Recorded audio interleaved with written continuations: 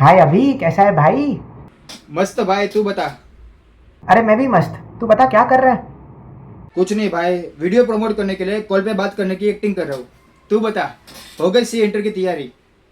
हाँ देख, मेरे रिविजन्स भी हो गए हैं, मॉक टेस्ट भी हो गई है, अब तो कॉन्फिडेंस फुल ऑन है और जाके मस्त एग्जाम दे के आना है। सही है भाई, सही है। एक सवाल पूछूं क्या भाई? हाँ पूछना भाई। अगर तू पास हो गया तो क्या क्या करने वाला है? देख, पास होते ही सबसे पहले तो घर पे सेलिब्रेशन है मस्त। फिर आर्टिकलशिप फंड चालू। आर्टिकलशिप मिलते ही एक लिंक्डइन पोस्ट और उसके बाद फाइनल की तैयारी भी चालू। सही है भाई, सही है। अगर गलती से फेल हो गया तो?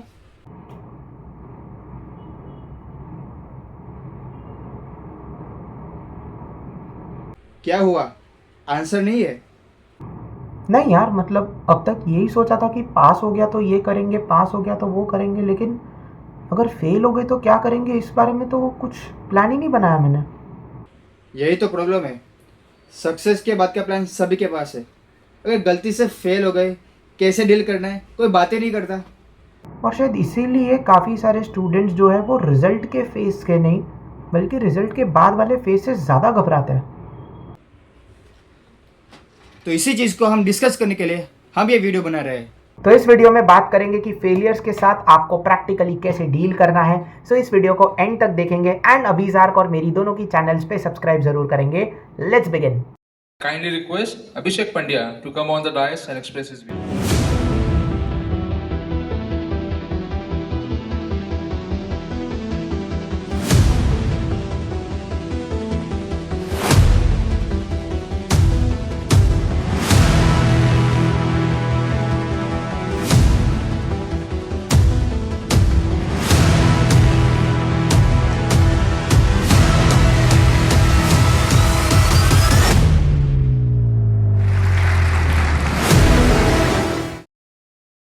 तो देव भाई क्या लगता है, बस ये फाउंडेशन से इंटर वाले फेलियर्स को कैसे देखते हैं? देखो, सबसे पहली चीज तो फेलियर्स आना कॉमन है। लेकिन पॉइंट ये है कि जब रिजल्ट आता है ना, तब हमें ऐसा लगता है कि यार मेरे साथ ऐसा हो गया। बट इट्स टोटली नॉर्मल, पूरी दुनिया इस चीज को फेस करती है। अब इससे डील कैसे करना है, सबसे पहली चीज, अपने नियर वंस है ना, या डियर वंस के साथ आप ना कनेक्टेड रहो। देखो, अब ये मॉम डैड भी हो सकते हैं, कोई आपका बेस्ट फ्रेंड भी हो सकता है, इट कैन बी एनीबडी।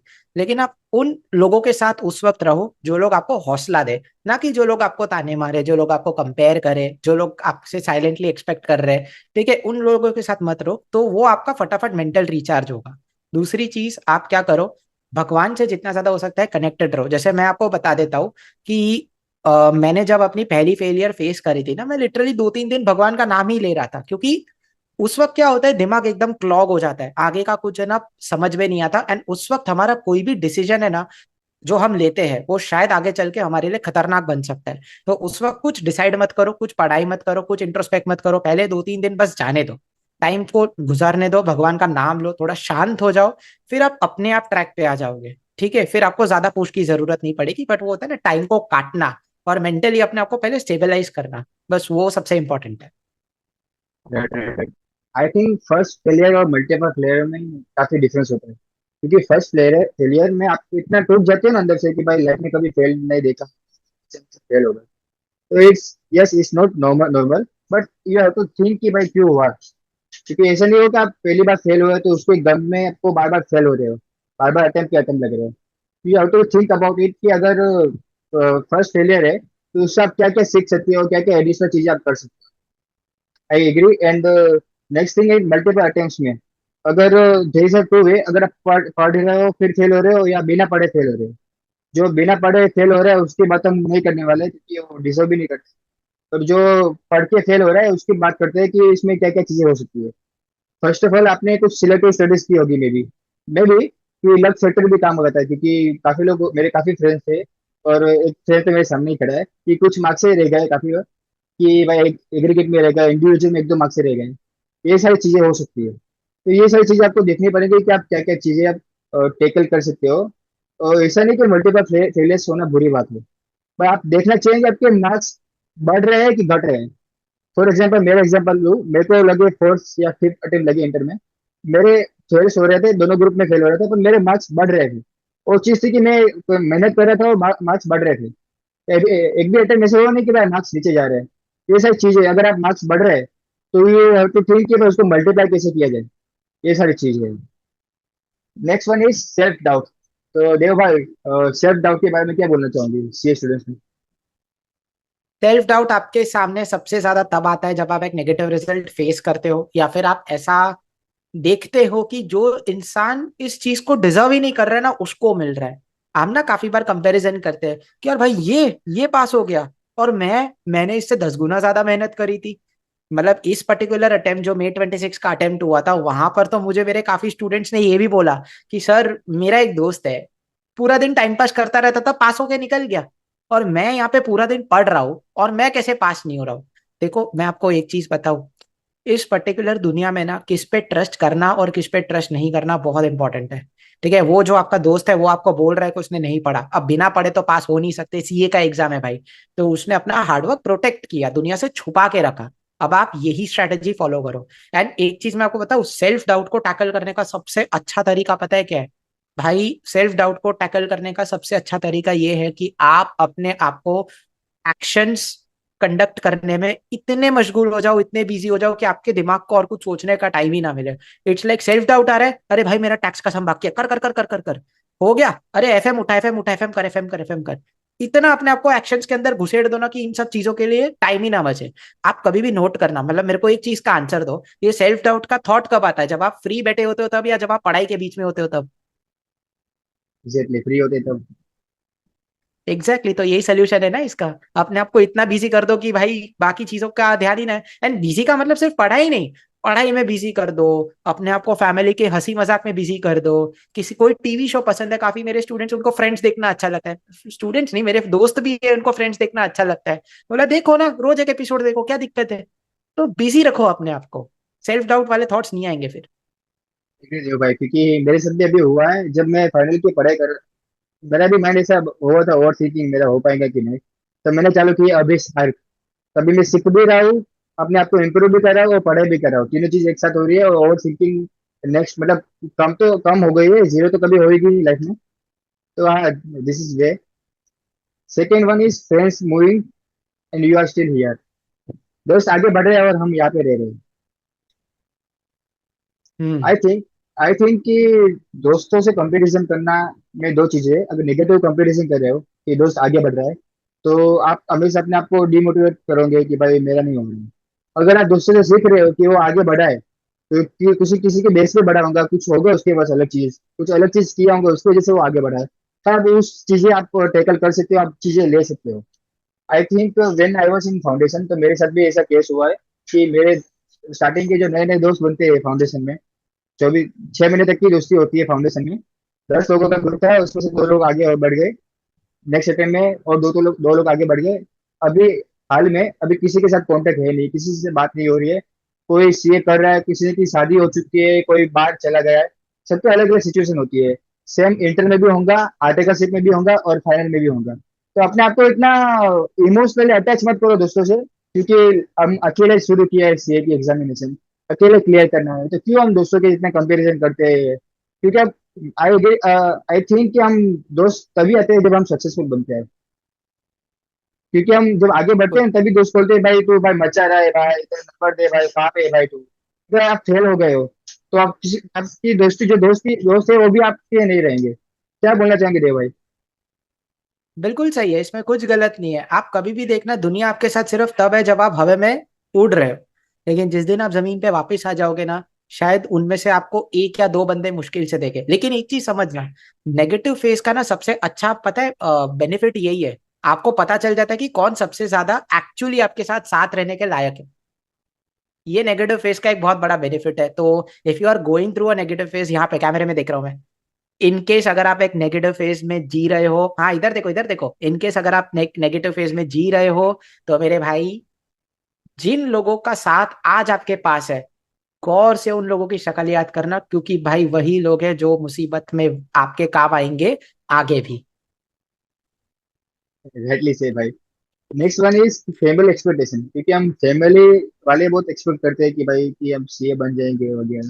तो उसका प्रेशर भी अलग से रहता है कि भाई हम फैमिली की एक्सपेक्टेशन पूरी नहीं करते। उसमें क्या बोलना चाहेंगे भाई? देखो, एक है ना, फैमिली एक्सपेक्टेशंस बहुत बड़ी प्रॉब्लम है ही। बिकॉज पॉइंट इज कि फैमिली हमसे अच्छा एक्सपेक्ट कर रही है, लेकिन कहीं ना वो साइलेंट एक्सपेक्टेशंस हमारे ऊपर प्रेशर क्रिएट करते हैं। एंड सबसे बड़ी चीज ये है कि हर कोई वो प्रेशर नहीं ले पाता। ठीक है, जैसे हमें ऐसा लगता है, जैसे देखो कुछ लोग टॉपर्स भी होते हैं, एंड मेरी टॉपर से भी बात होती है, तो उनके अंदर ना एक चीज ये मैंने देखी है कि बाहर से लोग उनकी बहुत तारीफ कर रहे हैं, लेकिन पता है अंदर से वो भी एक बैटल लड़ रहे होते हैं कि यार कल उठ के मैं टॉपर नहीं रहा, नहीं रही तो। मतलब जैसे एक एवरेज स्टूडेंट ये बोलता है ना कि यार मेरे मम्मी पापा की एक्सपेक्टेशन है कि मैं सिर्फ पास हो जाऊं, लेकिन जो फाउंडेशन में ऑल इंडिया रैंक लाया है उस पर इनडायरेक्ट प्रेशर होगा ही कि इंटर में भी रैंक लाए, इनडायरेक्ट प्रेशर होगा ही कि फाइनल में भी रैंक लाए। एंड बहुत कम लोग उस चीज को एक्चुअली अचीव कर पाते हैं। सो अगर ऐसा है ना कि आप आगे रहने का प्रेशर ले रहे हो तो भी मत लो, एंड अगर आप पीछे पड़ जाने का भी प्रेशर ले रहे हो ना तो भी मत लो, वो चीज ही गलत है। प्रेशर सिर्फ तब अच्छा है जब वो एक हेल्दी कंपटीशन क्रिएट कर रहा है, एंड आपकी हेल्दी कंपटीशन सिर्फ आपके साथ हो सकती है और किसी के साथ नहीं। ठीक है, तो बस जैसे आप डेली टारगेट्स बना के पढ़ते हो ना, वही देखो, रोज उठो, सुबह एक्सेल एक्सेल बनाओ, टारगेट्स लिखो, आज मेरे को ये थियरी करनी है, आज मेरे को ये सम करना है। एंड जैसे ही है ये मैं भी करता था, आज के दिन तक मैं ये प्रैक्टिस फॉलो करता हूँ। सुबह उठा, टारगेट सेट किए, और फिर मैं देखता हूँ हाँ ये टारगेट इन प्रोग्रेस, फिर काम करो, जैसे ही खत्म हुआ इन प्रोग्रेस की जगह पे कंप्लीटेड लिख दो। एंड फिर रात में ना उस शीट को रिव्यू करने का कि आज मैंने इतने इतने टारगेट सेट किए थे, उसमें से मैंने इतने इतने टारगेट कंप्लीट किए। तो वो कंप्लीशन देखकर ऑटोमेटिकली कॉन्फिडेंस बूस्ट होगा, एंड कॉन्फिडेंस बूस्ट होगा ना मेरे भाई, तो फिर ये एक्सपेक्टेशन ज्यादा प्रेशर नहीं लगेगी लॉन्ग रन में। तो छोटे छोटे एक्शन से काम होगा। फैमिली एक्सपेक्टेशन तभी रखते हैं जब आप कैपेबल हो, क्योंकि आप आपके अंदर एग्जैक्टली। कुछ है कि भाई आप कर सकते हो, एक्सपेक्टेशन को पूरा कर सकते हो। तो इसको एज अ मोटिवेशन लो, एज अ फ्यूल लो। डोंट मेक कि भाई इतना प्रेशर हो, क्योंकि प्रेशर तो आते रहेंगे। अगर आप फाउंडेशन में हो तो इंटर का प्रेशर आएगा, इंटर में पहले टाइम क्लियर करने का प्रेशर आएगा, आर्टिकल से अच्छी जगह से आने का प्रेशर, फिर सीए बनने के बाद जॉब है, हायर पैकेज है, बाहर जाने का प्रेशर, शादी का प्रेशर। प्रेशर तो हर जगह होने वाला है। अपने आप को देखो, अपने आप को इतना प्रेशराइज मत करो, क्योंकि एक ही जिंदगी है भाई, इतने प्रेशर लेके कहाँ जाना है। हम्म। ये सारी चीजें हैं। एंड एक एक एंड में मैं ये चीज ऐड करना चाहूंगा कि देखो कभी भी ना एक्सपेक्टेशंस को ऐसा प्रेशर मत देखो। मुझे पता है कि जब एक्सपेक्टेशंस फुलफिल नहीं होती है तो सबका दिल टूटता है ना, लेकिन हमें ये भी समझना चाहिए कि एक्सपेक्टेशंस अगर फुलफिल ना हो तो आपको ये भी याद होना चाहिए मेरे भाई कि ये अपने कंट्रोल में कभी था ही नहीं। एक्सपेक्ट किया, मैं कैपेबल था इसलिए एक्सपेक्ट किया, अच्छी चीज है, मैंने उसके लिए वर्क भी किया, वो अच्छी चीज है, लेकिन नहीं पूरी हो पाई, भगवान की मर्जी थी इसलिए पूरा नहीं हो पाया, एक्सेप्ट करो। और कोई अगर उस चीज का प्रेशर लेके भी बैठा है ना, उसको भी बोलो कि भाई एक्सपेक्टेशन की फुलफिलमेंट अपने हाथ में है ही नहीं, वो ऊपर बैठ के देख रहे हो, नहीं हुई है फुलफिल, अगली बार हो जाएगी। कीप गोइंग, फंसे मत रहो। एक्सपेक्टेशन सेट करना इज नॉट रॉन्ग, लेकिन एक्सपेक्टेशन ना पूरे होने के लूप में फंसे रहना दैट इज रॉन्ग। मेरे हिसाब से ये है। मुझे वो गाना याद आया, रुक जाना नहीं, तू कभी हिम्मत हार। that thereby rightly said. Now let's talk about the breaking point, जहाँ लगता है कि अभी सीए छोड़ने का टाइम आ गया है। तो ऐसा कब हो सकता है, कब कौन से फेस में हो सकता है? सबसे पहला फेज आपका ये आ सकता है कि आपके फैमिली की फाइनेंशियल कंडीशन अच्छी नहीं है ना। मैंने काफी लोगों को देखा हुआ है, लाइक सीए में 10 अटेम्प्ट्स लग चुके हैं, 12 अटेम्प्ट्स लग चुके हैं। तो मैं आपको एक ही चीज बोलूंगा कि अगर आप इस वाले फेज में हो ना, like it's like more than 8 और 9 अटेम्प्ट, मैं क्लियरली मार्जिन सेट कर रहा हूँ। लाइक 8 अटेम्प्ट, 7 अटेम्प्ट, जब तक 7 अटेम्प्ट 8 अटेम्प्ट जब तक ना हो जाता तब तक कुछ सोचना मत। उसके बाद एक सोचना पड़ता है कि भाई इतने सारे अटेम्प्ट हो गए, मैंने 3-4 साल भी दे दिए, तो किसी चीज को ना इतना ज्यादा समय तक पकड़ के नहीं रखना है। देखो मैं ये नहीं बोल रहा हूँ कि जिंदगी भर के लिए सीए छोड़ दो, लेकिन अभी सीए से टेम्पररी ब्रेक तो ले सकते हो ना। काफी लोगों को मैंने ये भी करते हुए देखा है कि लाइक 20 ईयर्स ऑफ एज में फाउंडेशन स्टार्ट किया, फाउंडेशन क्लियर हो गया, इंटर क्लियर हो गया, फाइनल में 8-9 अटेम्प्ट लग गए, टिल दे आर 26-27। अब वो उनकी एज हो चुकी है तो उनको टेम्पररी ब्रेक देना पड़ेगा। 26-27 में शादी हो गई, फिर फैमिली प्लानिंग हुई, फिर आगे बच्चों की स्कूल की फीस एंड ऑल दैट कुछ और कर लिया सीए छोड़ के। ठीक है, but at the age of 35-40 years उन्होंने चालू किया। क्या पता उन्होंने 35-40 ईयर्स की एज में फिर से स्टार्ट किया, एंड भाई उन्होंने लिटरली अगले अटेम्प्ट में फोड़ दिया। Life can change at this moment also. मैंने कितने ऐसे केसेस देखे हैं कि लाइक बच्चा फर्स्ट स्टैंडर्ड क्लियर कर रहा है और तब उस साल में पापा सीए बन रहे हैं। I have gone through these cases, मैंने देखा हुआ ये चीज। तो वो लोग ना किसी चीज को देखो पकड़ के मत बैठो, लेकिन किसी चीज को परमानेंटली छोड़ मत दो। दोनों के बीच में एक टेम्पररी ब्रेक अगर लाना पड़े तो it's okay for financial condition. And financial condition नहीं भी है एंड स्टिल आपको अटेम्प्ट लग रहे हैं। एंड देखो मैं आपको बोलूं, जब तक 25 साल की एज नहीं अचीव कर चुके हो ना, तब तक तो गिव अप करने की सोचना भी मत। ठीक है, this is not applicable to people who have not cross 25 years of age. फिर चाहे फाउंडेशन में हो, इंटर में हो, फाइनल में हो, 25 साल की एज तक तो चुपचाप ट्राई ही करते रहो, until and unless serious financial condition नहीं है तो। ठीक है, लेकिन 25 साल हो गए फिर भी क्लियर नहीं हो रहा है, it's okay to take a temporary break, उसमें कुछ गलत नहीं है। ठीक है। एग्री भाई एग्री। अगर आप फिर भी आप सोच रहे हैं कि आप क्यूर करते हैं क्योंकि आपको पढ़ाई में मन नहीं लग रहा है, तो हम प्रैक्टिकली सोचते हैं कि क्या होगा आगे। अगर आपके पास बैकअप प्लान है, फॉर एग्जाम्पल एमबीए वगैरह या कुछ है, तो आप सोच सकते हैं कि भाई ये एमबीए कर रहा हूँ, एमबीए की बेस पे कुछ कर लूंगा। अगर आपके पास कोई बैकअप प्लान है नहीं, फॉर एग्जाम्पल बीकॉम किया है या बीकॉम भी छोड़ दिया है कुछ है, तो आपके साथ क्या होंगे। मैं अपना पर्सनल एक्सपीरियंस शेयर करना चाहूंगा। वेन नवंबर 23 में मेरा इंटर का एग्जाम था, इंटर में दोनों ग्रुप फेल हुआ था, तो मैंने छोड़ दिया था, लिटरली छोड़ दिया था।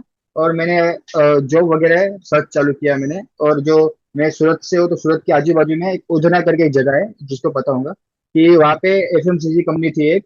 वो मुझे ऑफर करी थी 8,000 per month for 12 hours of duty. तब मेरे को एक डाउट आया कि भाई अगर मेरे को 8,000 पर मंथ कमाने था, तो मैंने अपने लाइफ के 4 साल क्यों वेस्ट किए इंटर फाउंडेशन में एग्जाम दे दे के। ये सारी चीजें थी।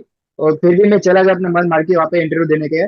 तो जो एचआर थे उसने मुझे बोला कि अगर आपके पास इंटर का नॉलेज है, इनकम टैक्स टीडीएस, आपके पास नॉलेज भर भर के है, but I will consider you as a 12th fail, sorry 12th pass. क्योंकि फाउंडेशन को एज अ मतलब बेसिक बोल सकती है, उसकी बेस पे आपको कुछ जॉब वगैरह नहीं मिलेगी। अगर आपके पास बीकॉम भी नहीं है, तो आप अगर जॉब करने के लिए गए हो, तो आप समझ लो कि आप बाहर पास हो गए हो, उसके बेस पे आप जॉब जा रहे हो। ऐसा नहीं कि आप फाउंडेशन क्लियर, ऐसा कोई टैग नहीं लगेगा आपके पास कि उसके बेस पे जो बेसिक सैलरी, जो 12th पास आउट को जो जितनी सैलरी मिलती है उतनी ही मिलने वाली है। तो एक बार वो भी सोचो कि भाई क्या क्या प्रैक्टिकली होगा। और तब मैं आके इस घर पे आया, सोचा भी क्या कर सकते हैं। फिर मेरे पास 2 या 2.5 मंथ था, तो दोनों ग्रुप की पढ़ाई की, अच्छे से हुआ, दोनों ग्रुप हो गए। फिर इंटर में आर्टिकल से मैंने चालू किया, फिर सब अभी सब सेटल है। तो वही है कि आपको गिव अप नहीं करना है कि भाई कि अभी क्या होगा। अगर आपके मार्क्स कंसिस्टेंटली बढ़ नहीं रहे, तो आप मेंटरशिप लो या किसी से बात करो। फिर तब बात नहीं करो तो आपको पता नहीं चलेगा कि भाई क्या करना है। अब जितने भी लोग जो अपने जिसको भी मानते हो, फॉर एग्जाम्पल सीए हो या अन्य कोई फिरका हो जो प्रॉपर बैठा हो, उस हिसाब से गाइडेंस तो दे सकते हैं भाई आगे यही सिचुएशन है क्या क्या कर सकते हैं। अपने आप को इतना मत कोसो कि भाई मेरे से नहीं होगा, मैं थक गया। ये उम्र नहीं है थकने की भाई, थक तो थकना क्या है भाई, थकने के लिए थोड़ी आए इस जीवन में, क्यों दे भाई। बिल्कुल। So let's last segment, last message for all the CA final and CA inter aspirant which are going through a difficult phase. For all the CA final sorry for all the CA foundation and the CA intermediate students जो कि एक difficult phase से गुजर रहे हैं, सबसे पहली चीज तो मैं आपको ये बोलना चाहूंगा कि don't leave the path of introspection. जैसा अभिषेक भाई ने बोला कि अपने आप को कॉन्स्टेंटली इंट्रोस्पेक्ट करना बहुत जरूरी है। मैं कहाँ पीछे पढ़ रहा हूँ या पढ़ रही हूँ, कहाँ मैं और आगे जा सकता हूँ या आगे जा सकती हूँ। ठीक है, मैं 2-3 बाद में एकेडमिक एडवाइस भी दूंगा, बट पहले एक जनरल सेंस में कवर कर लेते हैं। दूसरी चीज, टफ टाइम देखो सबका आता है ना। एंड सबसे बड़ी चैलेंज पता है क्या है, इस टफ टाइम को काटना। ठीक है, I was hearing to one of Raj Shamani's podcast and वहां पर उन्होंने भी बोला था कि हर सक्सेसफुल इंसान के फेज में ये एक पर्टिकुलर पॉइंट आता ही है, हर सक्सेसफुल इंसान के लाइफ में ये पर्टिकुलर पॉइंट आता ही है where he is totally helpless. आप रोज उठ रहे हो, आप रोज पढ़ रहे हो, एंथुजियाज्म पूरा खत्म हो गया है, स्टिल आप पढ़ रहे हो। वही अपन रहता है ना, मन नहीं है तो भी पढ़ना। एग्जैक्टली ये वही फेज है जो आपको जिताता है। क्योंकि कल उठ के आप क्लाइंट्स को फेस करके ये नहीं बोल सकते ना कि मेरा मन नहीं है, मैं तेरा काम नहीं करूंगा तो मेरे को पैसा दे दे। वो मार के चला जाएगा आपको। ठीक है, सो पॉइंट है आपको उस चीज के लिए तैयार किया जा रहा है। तो अगर आप टफ फेस में झेल रहे हो ना, तो ट्रस्ट मी कहीं ना कहीं आप ये जो टफ फेस के इमोशन, टफ फेस में जो आपका इमोशनल डेवलपमेंट हो रहा है, कहीं ना कहीं वो लाइफ में आपको काम आएगा भाई। तो छोड़ना मत। ठीक है, एंड ट्रस्ट मी, अगर आप भगवान की पूजा वगैरह करते हो, आप भगवान में मानते हो, तो जब भगवान को आपसे छुड़वाना होगा ना सीए, वो सामने से आपके लाइफ में ऐसी सिचुएशन खड़ी कर देगा कि आप छोड़ दोगे। ठीक है, ये होते हुए देखा है। सो भाई कीप गोइंग, एंड लास्टली हाँ, एक एकेडमिक एडवाइस मैं देना चाहता हूँ। जैसा अभिषेक भाई ने बोला कि सिलेक्टिव स्टडी मत करो, आप एबीसी एनालिसिस करोगे, आईसीएस सीबीए एनालिसिस डाल देगा एग्जाम में। ठीक है, तो भाई हाँ एग्जैक्टली वही है ना। This is exactly what happened. अब की बार मैंने सुना था सीए फाइनल का एएफएम का भी पेपर कुछ ऐसा ही आया था, और मैंने पेपर खोल के भी देखा, लाइक हर सी कैटेगरी के टॉपिक्स पे सवाल पूछ रखे थे, है ना। तो ऐसा होता है कि लाइक कवरेज पूरा दो। ठीक है, अभी एक स्टूडेंट से भी मेरी बात हुई, ही वॉज लाइक कि भैया मुझे ना Jan 27 में दोनों ग्रुप्स देने हैं, और उसका सिंगल ग्रुप का एग्रीगेट 100 भी क्रॉस नहीं हो रहा था इस पर्टिकुलर May 26 अटेम्प्ट में। तो मैंने उसको एक ही चीज बोली, भाई दोनों ग्रुप अगर लिखने हैं एक सितंबर स्किप करके, सबसे पहली चीज तो हर सब्जेक्ट में भर भर के राइटिंग प्रैक्टिस करनी पड़ेगी। बट वहां पर उनका ये रिप्लाई आया कि सर अभी टाइम इतना लिमिटेड है, कहाँ से राइटिंग प्रैक्टिस करूं। And then I told him, भाई इसीलिए मैंने तुझे बोला सिंगल ग्रुप के लिए जा। ठीक है, देखो बोथ ग्रुप अपेयर करने का मन भी करते हैं, एक एकेडमिक एडवाइस है इसलिए बोल रहा हूँ, not for only those who are facing a hard time, but for everybody. ठीक है, दोनों ग्रुप्स देने का मन बहुत करेगा, लेकिन इंट्रोस्पेक्ट करना कि मैं सिंगल ग्रुप दूं या बोथ ग्रुप दूं, and you want successful result. ऐसा नहीं कि एक ग्रुप में 150 से कम, एक ग्रुप में 150 से ज्यादा सेट ऑफ में निकल जाएंगे, नहीं। अगर मैं बोल रहा हूँ कि मुझे एक ग्रुप लिखना है, मतलब उस ग्रुप के हर पेपर में मुझे पास होना है 50 या 50+, तभी जाके दूंगा। ठीक है, so this is an academic advice. बाकी तो भाई भगवान ही है सब करने वाला, आप उससे जितना कनेक्टेड रहोगे आपके लिए बेटर है। लो कि आपका जो फेस है वो टेम्पररी फेस है। अगर आप फाउंडेशन और इंटर में हो, तो आप अगर आप इंटर में हो, स्पेसिफिकली इंटर में हो, तो आपको लग रहा है कि अब नहीं हो पाएगा, तो एक बार ट्राई करके देखो, शायद हो जाए। उसकी बात की जो लाइफ है, आप इमेजिन नहीं कर सकते क्या क्या होगा। आर्टिकलशिप चालू हो जाएंगी, आर्टिकलशिप से नए लोगों को मिलेंगे, सिटी चेंज होगी, नए कनेक्शन बनेंगे, जैसे देव भाई मुझे कॉन्फ्रेंस में मिले। ऐसे आप नए नए लोगों से अलग अलग जगह से आप मिल सकते हो, और काफी सारी चीजें आपको सीखने को मिलेगी। प्रैक्टिकल आप ऑफिस में जाओगे, सूट बूट पहनने के बाद कन्वोकेशन में जाओगे, कॉन्फ्रेंस में जाओगे वगैरह, सारी चीजें होंगी। आपने जो इमेजिन नहीं किया होगा वो सारी चीजें होंगी। पर आज थोड़ा अपना आपको संभाल के रखना कि भाई संभाल के रखना कि भाई कि नहीं हो रहा है वगैरह, सब होगा। अगर आपका जो अटेम्प्ट आया है, जो रिजल्ट आया है, और पिछले अटेम्प्ट से अच्छे मार्क आए आपके, तो कॉन्ग्रेचुलेशन, क्योंकि आप थोड़े इंप्रूव कर रहे हो। ऐसा मत सोचो कि भाई मैं फेल हो गया। आप पिछले बार से कंपेयर करो कि भाई पिछले बार कितने मार्क्स थे। ये तो पॉजिटिव साइड रिजल्ट को देखने का कि भाई कैसे रिजल्ट है। आई नो कि भाई हर्ट करते हैं, अपन अपने आप को देखो कि भाई थोड़ा प्लस पॉइंट तो मिले कि भाई पॉजिटिव, सारी चीजों में पॉजिटिविटी देखनी चाहिए मेरे हिसाब से। तो that's all. Thank you so much Dev sir for joining us. It was a wonderful thank session. You so much. Abhishek भाई जस्ट एक चीज मैं आपसे रिक्वेस्ट करूंगा, in to all the viewers you are viewing this, अगर आपको मुझसे भी पर्सनल मेंटोरशिप चाहिए, मतलब नॉट मेंटोरशिप, अगर आपको भी मुझसे कुछ टिप्स चाहिए, कुछ गाइडेंस चाहिए, और आप मुझसे पर्सनली कनेक्ट होना चाहते हो, तो अभिषेक भाई इस वीडियो के डिस्क्रिप्शन में आप प्लीज मेरी टेलीग्राम ग्रुप की लिंक शेयर कर दीजिए। ठीक है, सो इससे स्टूडेंट्स मुझ तक पहुंच सके, एंड मैं उनके लिए एक हेल्पिंग हैंड बन सकूं। So dear भाई सच, to the all the students जिसको भी एफएम में डाउट वगैरह कुछ हो, तो dear भाई ऑलवेज हियर। कभी भी आप डाउट पूछ सकते हो, कुछ भी गाइडेंस लेना हो, और कुछ भी आपको एफएम में कुछ भी लगे कि भाई ये चीजें समझ में नहीं आ रही, आप एक बार सिर्फ वीडियो रेफर कर दो, समझ में नहीं आए तो आपके सारे पैसे वापस।